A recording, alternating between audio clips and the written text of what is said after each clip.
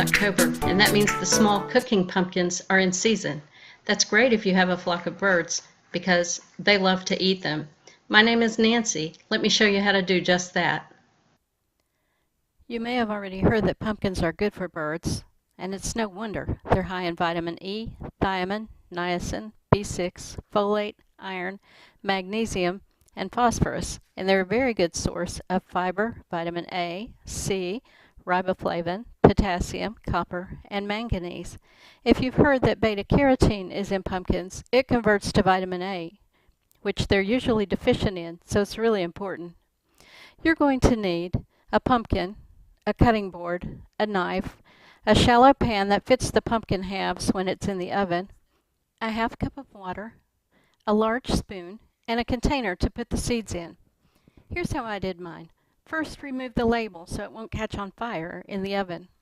Next, cut off the top stem. You don't have to, but it makes the next cut easier.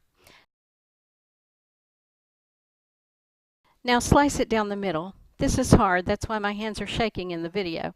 It's also why I like to use the smaller pumpkins.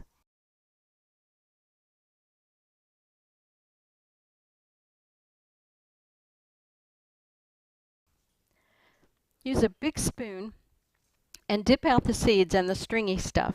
I scrape all around thoroughly before I dip it out using the spoon. That loosens the strings from the flesh. I also use the knife to cut the ones that are still attached while I hold it over the bowl. Save the seeds in a container. We can talk about how to cook them in the next video.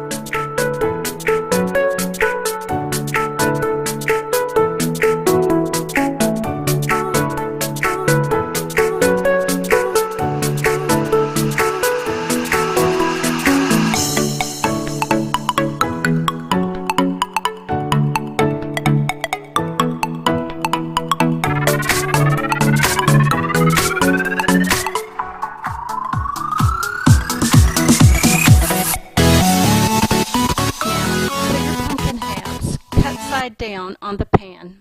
Pour about a half a cup of water around them. This just helps it stay nice and moist. Put the pan in the oven and bake it at 350 degrees Fahrenheit for about 30 minutes. Mine's a convection oven, so I do 20 minutes. Remove it from the oven and use a fork to check for doneness. Cool the pumpkin thoroughly before serving it to your feathered kids. I cut it into chunks and let them eat it from the shell. Even the finches and canaries can handle this. Pumpkin seeds are rich in omega-3 and omega-6 fatty acids and antioxidants. We're going to go over those in the next video. In the meantime, sprinkle